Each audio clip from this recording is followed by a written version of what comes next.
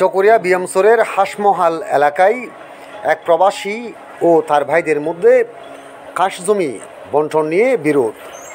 এই ঘটনায় প্রবাসীসহ 3 জন আহত হওয়ার খবর পাওয়া গেছে। ঘটনাটি ঘটেছে 22 নভেম্বর সকাল 11টার দিকে।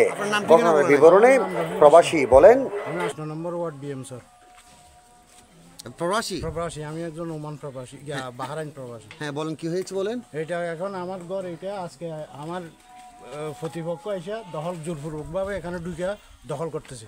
প্রতিপক্ষকে আমার ভাই। কি নাম বলেন? জসিমউদ্দিন। বাইফুদ বেলাল উদ্দিন। এটা আপনি নির্মাণ করেছেন কতদিন হয়? 30 বছর আজকে। 30 বছর? জি। আচ্ছা, তো এখানে তো প্রবাসী ইউনিয়নের সাধারণ সম্পাদক এবং সভাপতি এরা সবাই আসছে, আপনার ডাকে আসছে আর কি এই বিষয় নিয়ে? প্রবাসী ইউনিয়ন আর বউরও মারছে।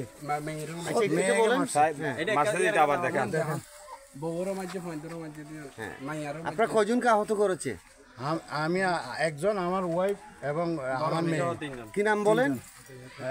আমার ওয়াইফের নাম ইসমাতারা, আমার মেয়ের নাম সাদিয়া জান্নাত। খুব ভালো। তো আপনারা হাসপাতালে চিকিৎসা নিয়েছেন? না, যাইনি আমি হাসপাতালে। লাঞ্ছিত মানে যেটা বলেন, হুমকি দিছে একজন ভাই হুমকি দিছে, তুই কিভাবে বেঁচে থাকস দেখি, এরকম করে হুমকিও দিছে। আপনি এলাকার এদের কাছ থেকে জিজ্ঞেস করেন, এখানে 200-200 মতো মানুষ জড়ো হয়েছিল। উনি বলতেছে এই কথাগুলো ঠিক আছে, আপনি জানেন? মানে জিজ্ঞেস করেন, সবার কাছ থেকে জিজ্ঞেস করেন, মানুষ হয়েছিল। সংবাদ পেয়ে চকরিয়া প্রবাসী ইউনিয়নের সভাপতি ও সাধারণ সম্পাদক ঘটনাস্থল পরিদর্শন করেন এবং প্রবাসীর সাথে কথা বলেন। আসসালামু আলাইকুম রহমতুল্লাহ বরকাতুহু। আসলে উনি একজন আমাদের প্রবাসী সদস্য।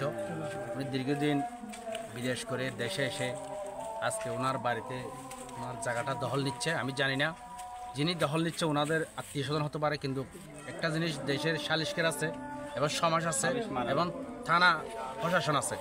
আমার কথা হলো, আমাদের চকরিয়া উপজেলা 18 দিন একটা পৌরসভা নিয়ে সংগঠন করা।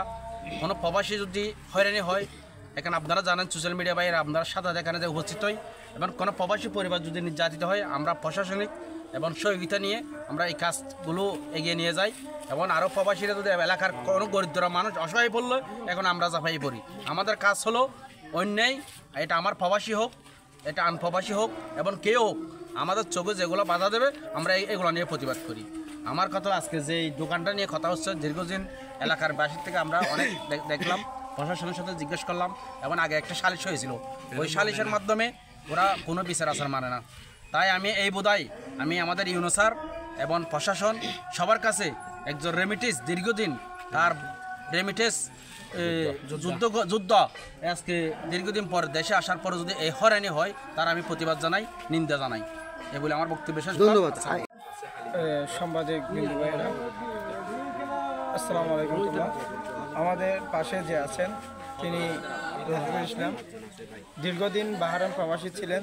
তিনি এই দেশের জন্য, এলাকার জন্য, তার ফ্যামিলির জন্য তার সর্বোচ্চ ত্যাগ দিয়েছেন বিদেশের মাটিতে।